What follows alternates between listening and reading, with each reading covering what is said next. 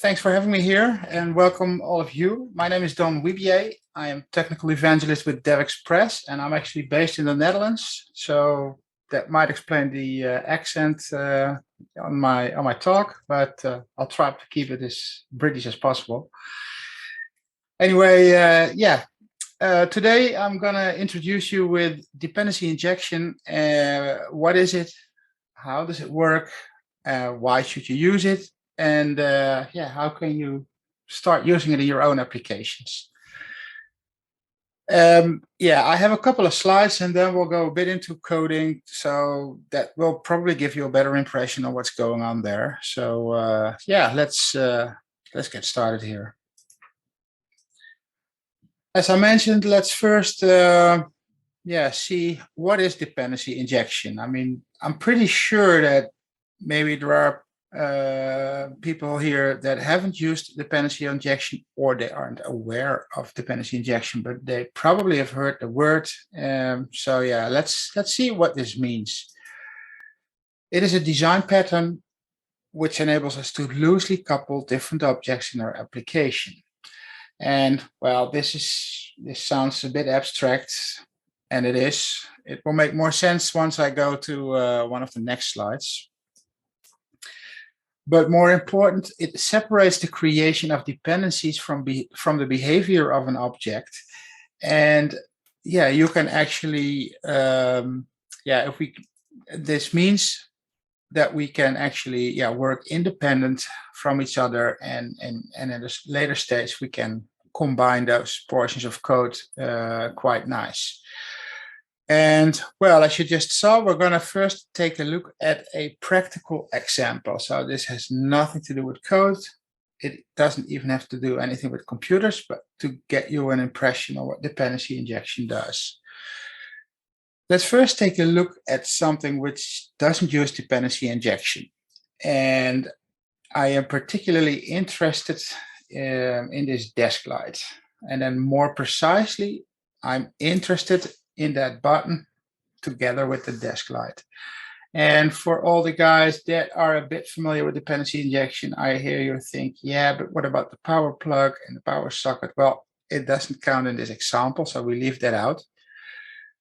But the switch is actually embedded in this light. While if we would take another example, which would be by dependency injection, that would be that we run to the shop, we ask the shop owner, give me a switch and give me a light, and I'll connect it myself. And I didn't even ask what kind of switch or what kind of light. I just got probably the most expensive ones if I was the shopkeeper. But this, in essence, is what dependency injection enables us to do, because I could also go to that same store and say, I want another light, which is operated by the same switch. And maybe I want to have another light, but a different kind of light, a square one in this case. And it is still, I mean, and there is like a convention that allows us to bind that lamp somehow to that switch and it will work. Yeah, but probably this switch is not the one that I like. So you could even replace the switch without doing anything to the lights and it will still work. And these three elements, so the little shop, the switch and the lights, that's in essence what dependency injection does. So why would we use this dependency injection? Well, you saw that already. You can change and swap and exchange parts in your configuration without modifying the rest of it. And so you can also reuse classes and objects across different parts of applications. And more important, you can negotiate the interfaces on how those pieces should talk to each other, and then those portions of an application can be developed completely independently and in parallel. And one team can use like a so-called mock service, which is like a dummy thing which delivers data or whatever, so they can do the front end, and the back end can develop the whole process that runs on the back end. But as long as those interfaces are well agreed on, then that can be done in parallel, which will speed up your development time. And then in most cases, it's also good possible to create unit testable portions of code. So if you define a unit test, you can put in some mock dependencies, so some fake dependencies, so your application or your portion of code can still be tested. And in production, you'll inject the real services or whatsoever. Well, if you remember the 2 slides back with the shop and the light and the switch, there are typically a couple of components necessary for dependency injection. And I mean, there are more dependency injection platforms. So this one that we're talking about right now, or what I'm going to show you, is embedded into the .NET Core system. But there are other ones as well. Like you have Windsor Castle and a couple of other ones which are out there for quite some time. But we're going to use the one that comes with .NET. They all have a couple of things in common, and that is that they have a container/injector, and that is basically the little shop that you saw on my slide. And then you have the services for handing out the required components. That will be the shop owner handing out the light or the switch or whatever you get from the shop. And then you have the client, that would be me or you, or at least the software requiring certain functionality. And this is typically how dependency injection works.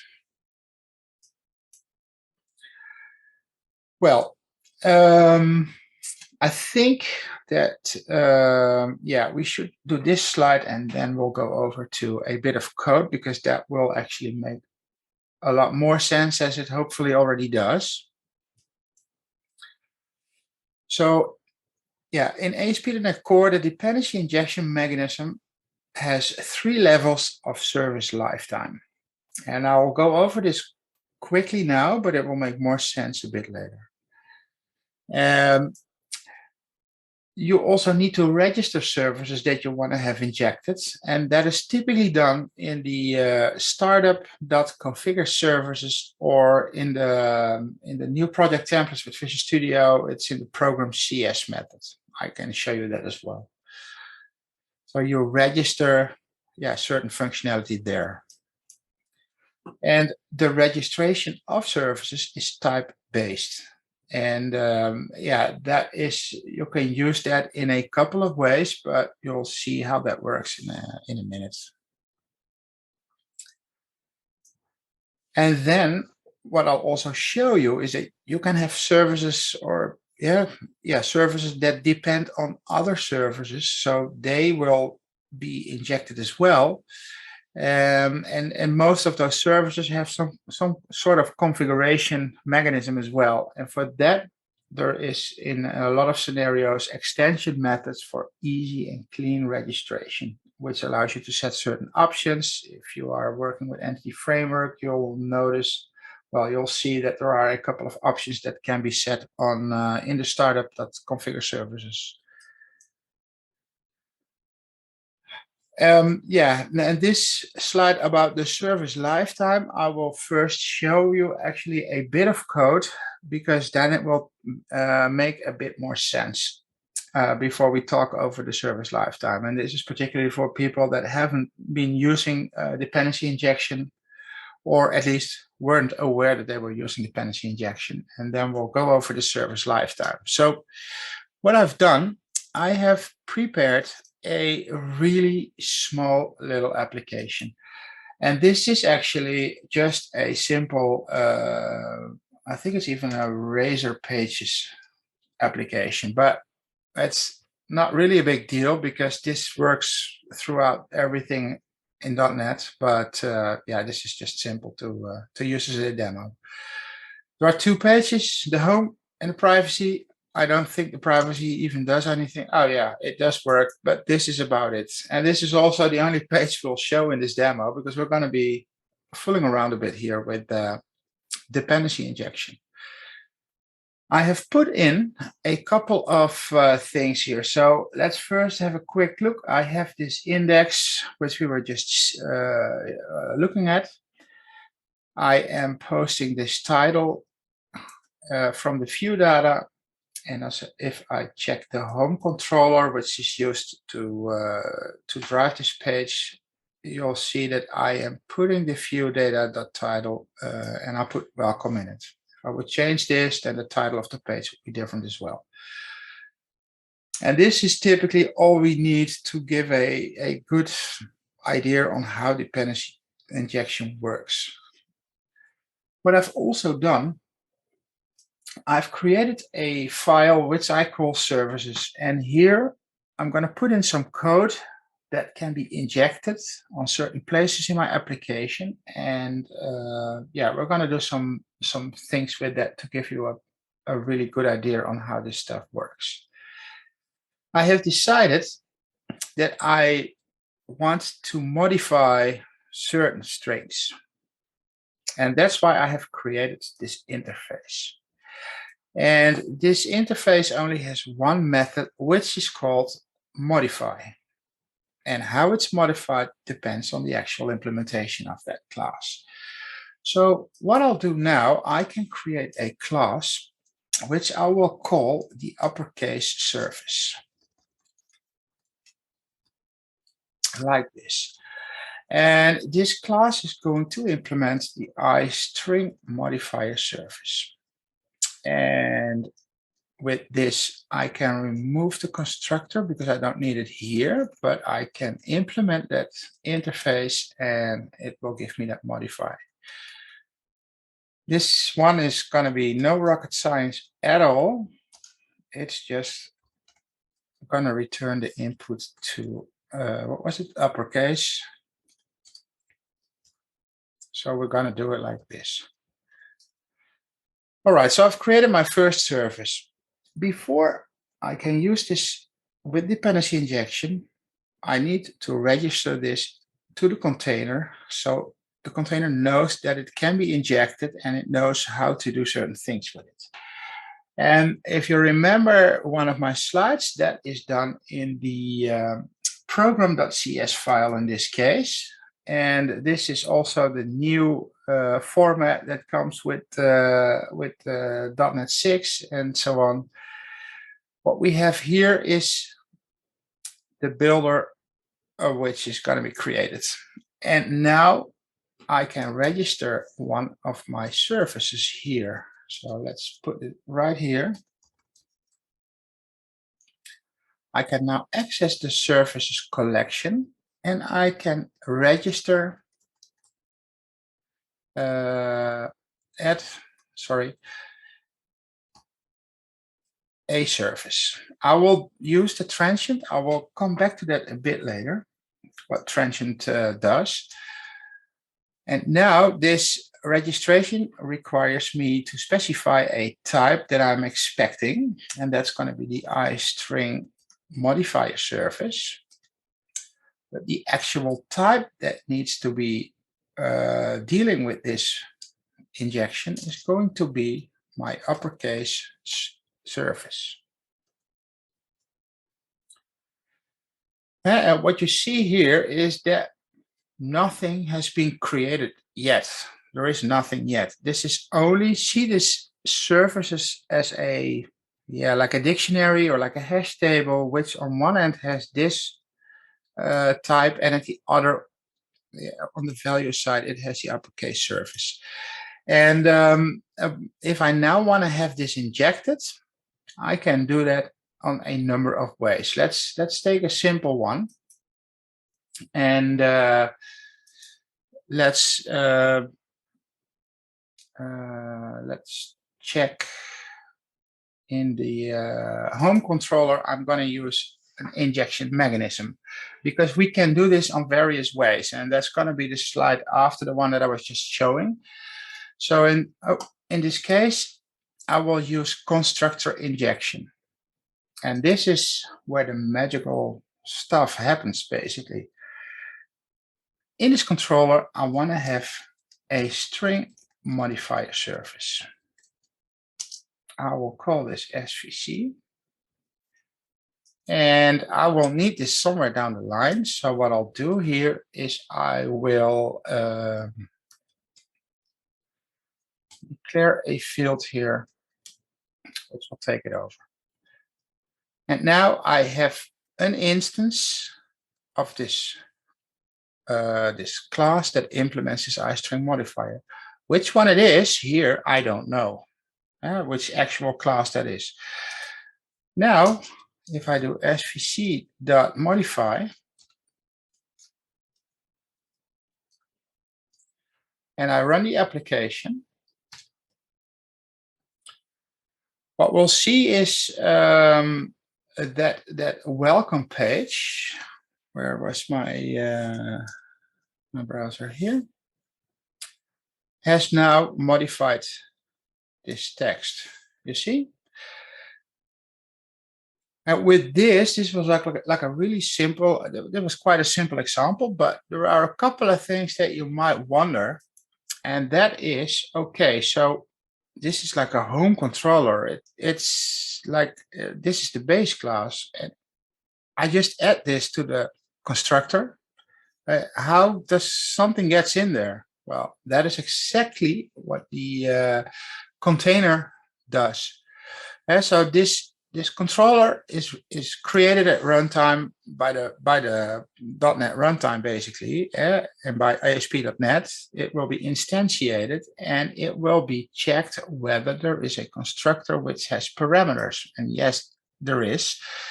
So now the system will actually check whether there is a registration like this, which matches that signature.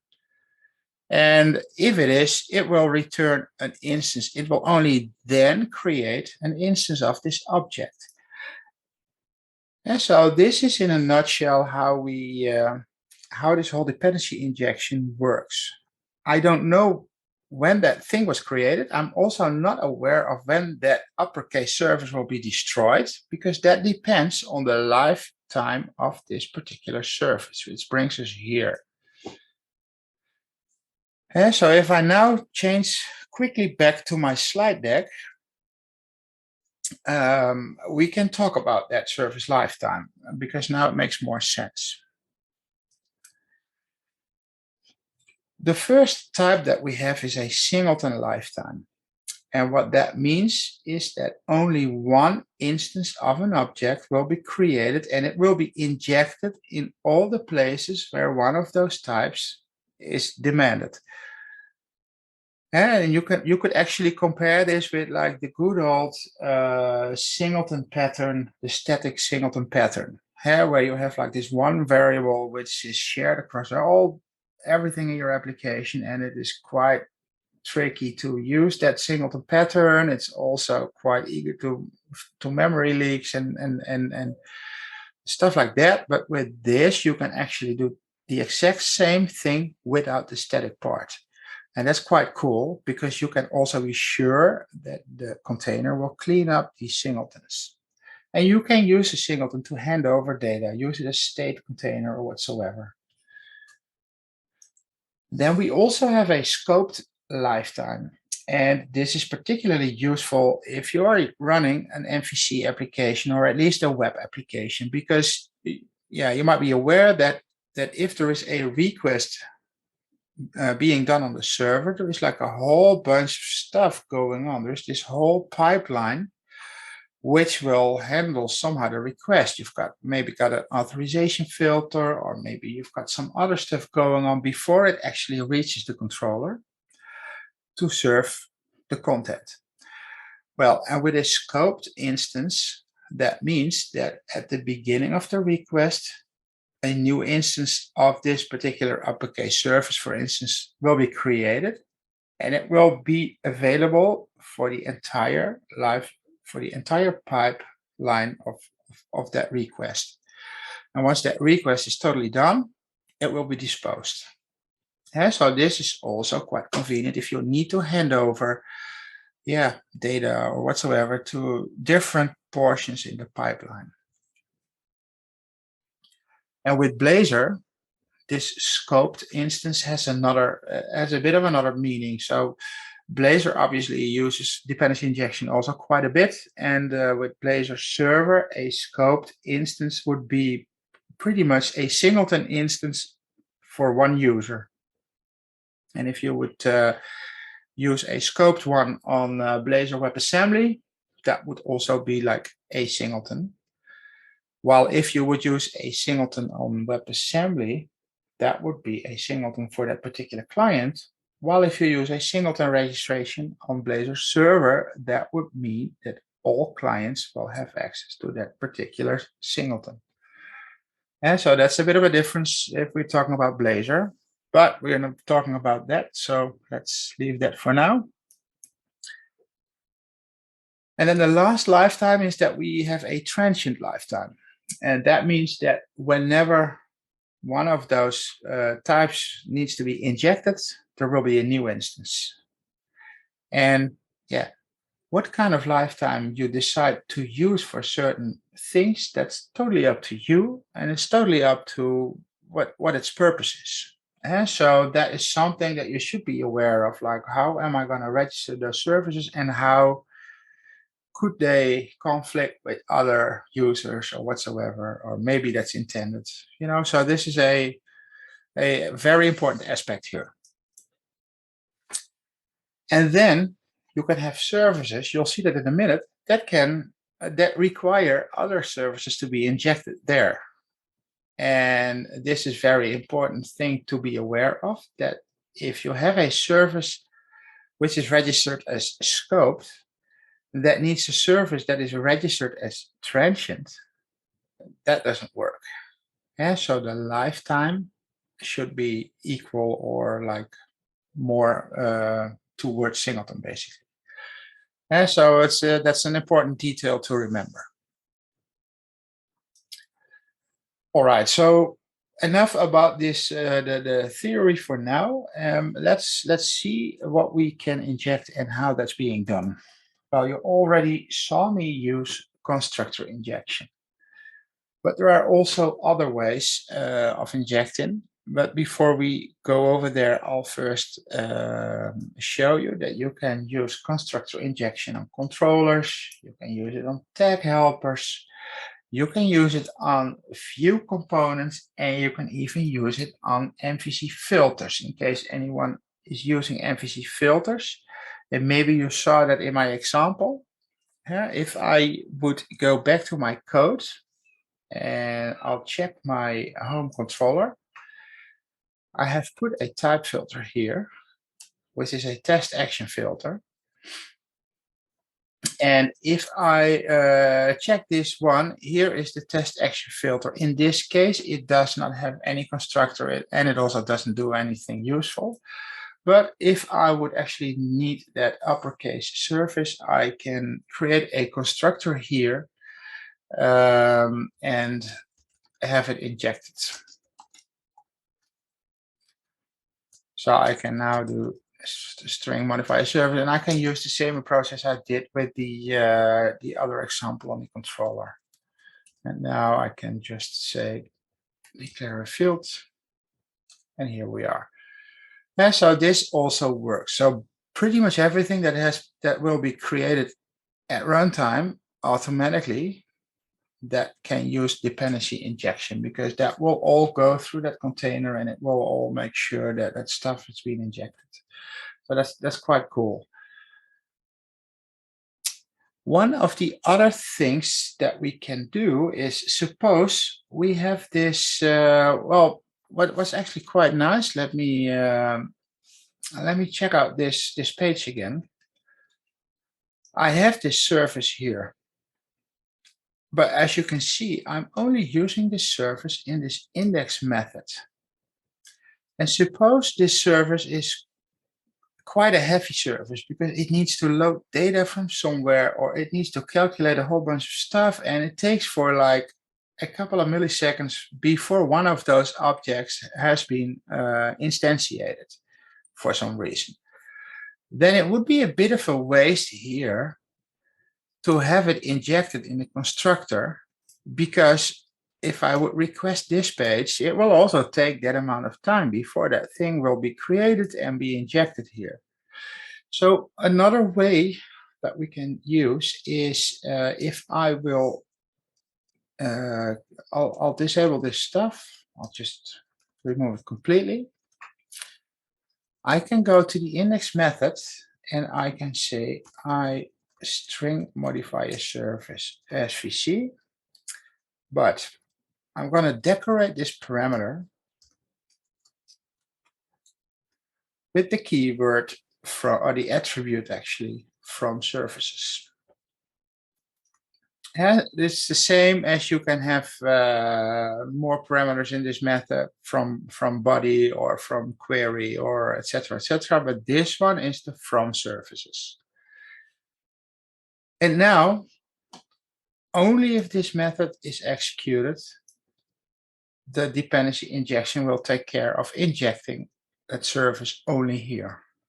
And so this is another way, and it will result in the exact same thing, only that, yeah, the point where it's being injected is different. And yeah, one of the things that we can also do is, I'm going to go back to my services, because I had, I could create a lowercase service, etc., but I created another service, which is a reverser service.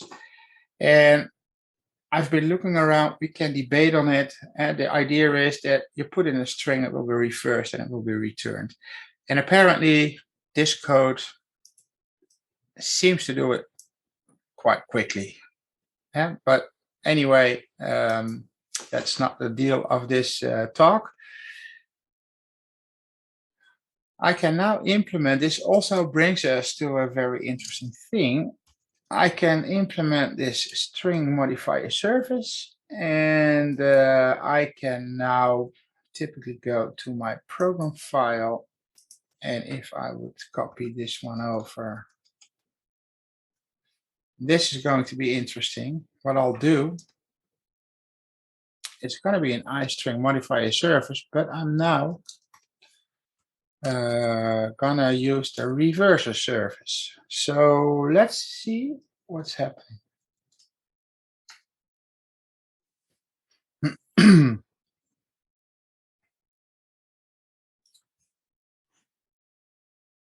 Where is my browser? Here it is. Hey, it did reverse it, but it didn't lower or uppercase it. You see? So this is an interesting thing to remember, because what actually happened, I was talking about that hash list or that dictionary with types and types to instantiate. So what basically happens is that, yeah, this one, because it was second, it will override this declaration basically. Yeah? If I would move this one over, then you'll see that it will do the uppercase one. So this does show the power, like, okay, we can swap around a certain functionality by changing only that services thing. But now, yeah, we might have a bit of an issue because it does not really do what we want. And now you see that it is doing the uppercase. So how can we overcome this? Well, for that are several ways as well. And I'll first show you the first one. You can easily solve that by implementing another interface, which I will call the iReverser, what was it? Modifier service, and I'll inherit it from iString modifier service. And this is, yeah, like a simple, yeah, it's a simple trick which I can use. And so if I would now go back to program, I'll have access to both, though if I want to have that reverser service, what did I not do right here? Oh yeah, I obviously need to do it here as well. Yeah, so and in this case, I can actually still have access to it, but different interfaces or different types. All right, so and to show that we can actually inject this to that we can use this in other services as well, what I can do now is I can create a public, wait a sec, I'm going to do a class reverser service. And what it will do, I need like, well, I will do the string modifier service. And what I want to use this particular functionality without rewriting or copy and pasting that code. I actually want to use one of those services, and I'll call the modify twice to have it reversed. Yeah, so typically it does, well, it does things, but it will still not show any difference, basically. Don't know if that makes sense, but so in this case, I will obviously first need to implement the interface. And now I can also tell this guy that I need an reverser modify service. I'll declare that here as well. Wait a sec, that was the wrong one. Like this, and now I can say svc modify svc modify input. So this is typically what the reverser does. Talking about a waste of resources. But anyway, this is just to give you an idea. So it is still whining about something. Why is that? What did I forget here? Ah, of course. I forgot to do this. All right, so now I have created a new service, which is depending on this one. And I can now go to the program, and I'm going to change this one to the reverser. You've missed a return string on the reverser service, yeah. Let me have a quick, what was I going to do here? You're right. I'm first going to check what I missed. Reverser. On live oh 50. Yeah, of course. I was just checking if you were still there, but thanks. Right, so this is this, and then I will revert. Didn't I make that thing public as well? Yeah. Okay. All right. So now I have changed the actual implementation on the iString modifier service. So typically it will probably just show welcome as I typed it in, but it did use the reverser service to call that thing twice. And this is just to give you an idea, like, okay, I can have a service or one of my services depend on another one, and it will be injected. And again, did I close that window? Where's my browser? Ah, there it is. Yeah, so as you can see, typically nothing changed physically, but it did use my service to inject. And so that's one of the things that you can do as well. And this is obviously quite cool. Another thing that I didn't show you, maybe you want to have access to that string modifier service, and you also want to have access to this reverser modifier service. Well, that is quite simple as well, because I can just say I want to have from services an reverser modifier service. I'll call it SVC2 just to make it completely clear here. And this also works with constructor injection. Huh? So if I would execute this method, it will inject both this one and it will find and inject this parameter as well. And if I would copy this one over to the constructor, it will typically do that as well. I don't need these ones.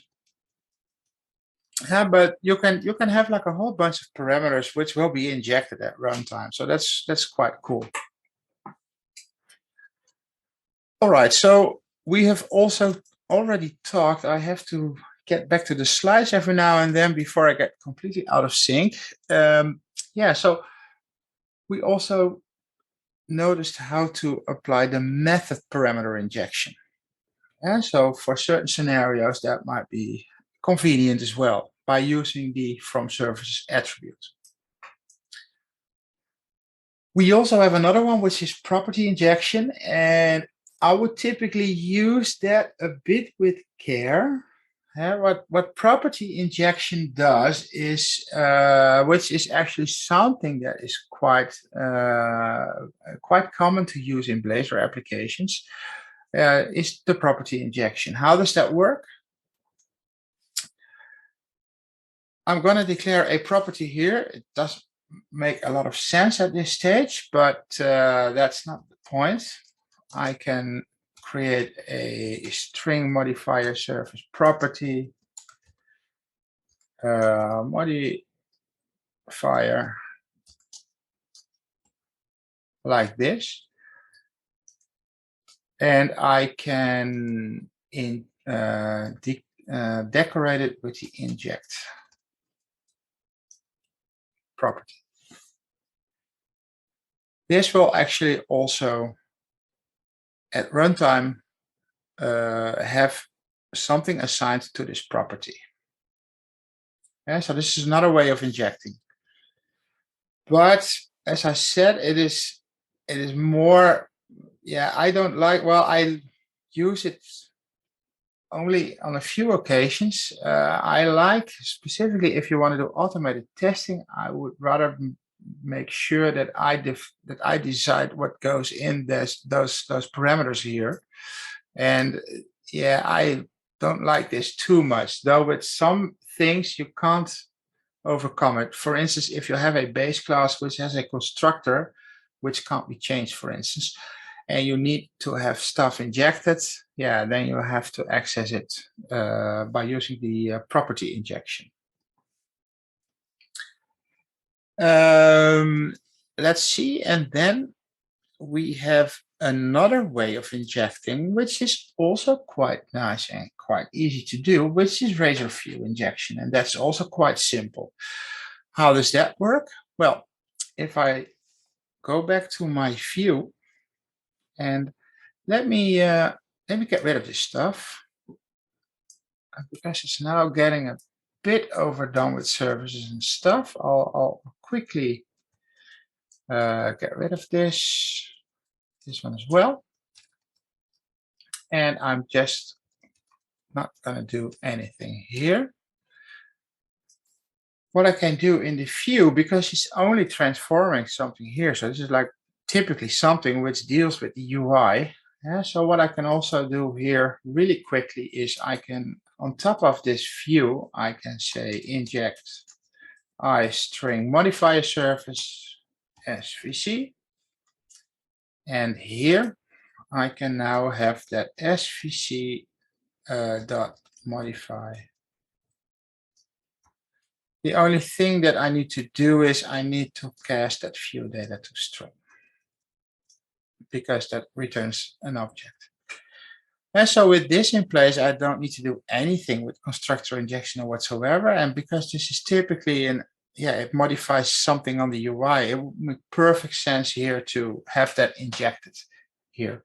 And this does the same as the other ways. And so these are a couple of things that that you can use to inject certain pieces in the code.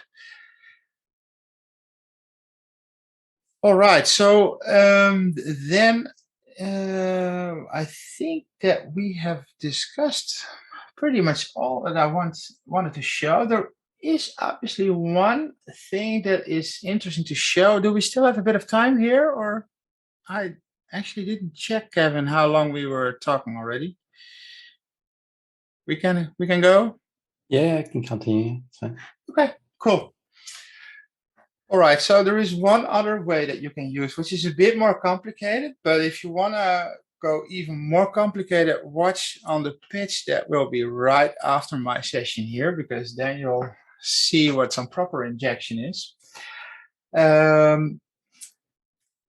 Suppose I want to have that modifier surface available, because I mentioned before that, yeah, this can only be used once. And you saw me change that and fool around with it. And yeah, it will just over the last one will be the one that will be injected at runtime, because it will just override the other ones.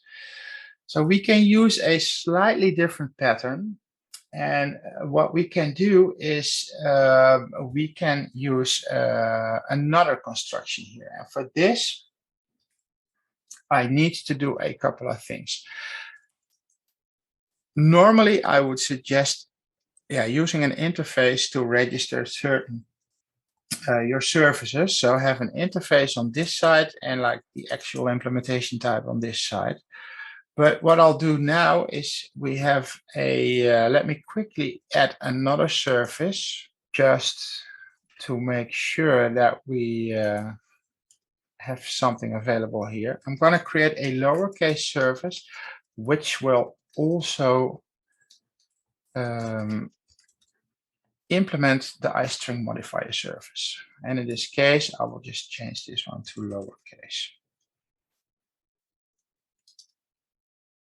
Right, so that's it. I will now add those services, but I'm not using this interface. I will immediately say I will register the uppercase service like this. This is one of the overloaded methods here. I will do the same with the lowercase. And I will do the same with the reverser. Yeah, it's a bit not really the best example, but let me do that as well. So this is like a strongly typed registration, because this is the type that should be returned, and this is also the type that will be instantiated. What I can use now is I can use another approach, which is builder.services.addTransient. But now I'm going to do something tricky here. The first thing that I'll do is the type that we require is going to be a func, which demands a modifier enum. I'll talk about that one a bit later. Did I do that correct? Modifier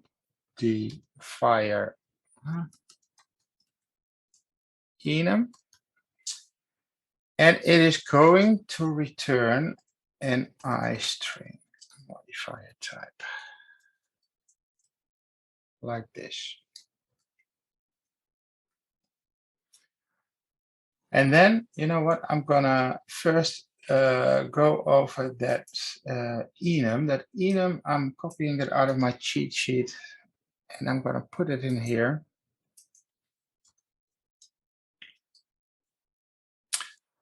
The modifier enum, I will change this one to lowercase. That makes more sense here.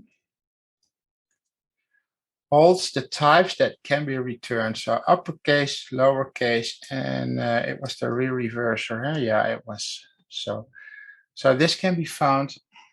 And now what I'll do is I'm going to do something inside this parameter. And to make this a bit quick, I'm going to copy this out as well.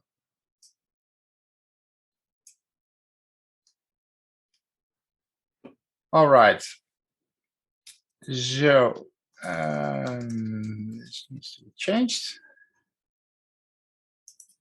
And this needs to be changed. Okay, let's check what this does. So I can now have one of those services returned. And how does this work in practice? Well, I have this lambda expression which passes in the key, which is the enum, which determines how I'm going to return one of those services. And this service is obviously one of these. You see, so this is a bit of a tricky thing. And next, what I'll do is in my home controller, I will use a resolver parameter in the constructor. And how does that work? The controller will have a parameter which is this. And now I can still have access to all of those services, because I can now say if I would have a member here, which is the uppercase service, I can resolve that by doing it like this. And so take a really good look at this. And I can now take this one as well.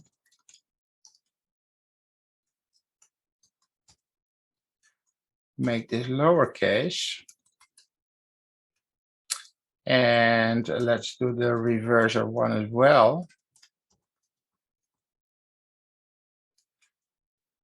And what you'll see is that we have the string modifier service interface types, and we can still have them separately. So if I would now do it like this,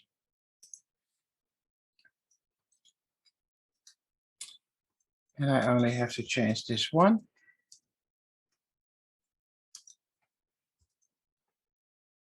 Lowercase surface, and this is going to be the reverser, I think. Yeah. So now I'm still able to have this injected. These types still have the same type. They implement the same interface, and yet I'll still be able to resolve that particular type that I need. And so this is a bit of a more advanced thing, and you should be checking whether this is null. Because one of the last things I'll show you is that you will actually, if you forget something, you'll get quite some nice feedback. For instance, if I would leave this one out, and maybe I should leave this one out as well. Something does not work at runtime. You might understand, because this has not been declared, and you get like a massive error message on the page. But if you read it properly, you'll be able to find what's going on here. And here it is. You see? So this is a typical message that you'll get once you haven't registered something that was demanded, or etc., etc. And in this case, unable to resolve the service for type web application to string modifier service. And in this case, it was done on activating the test action filter. So the message might look big, but you can actually see what's going on here. So some decent feedback to see what you missed. All right. So, and I think with this, I hope that you get like a good idea on what you can do with dependency injection, how it works, and how you can apply it in your own applications. And with this, I would like to end this introduction on dependency injection. As you can see, the code that I used in this demo is available on GitHub. So just get it, play around with it and see if you can make it crash or make it better. If you have any questions, my contact details are here.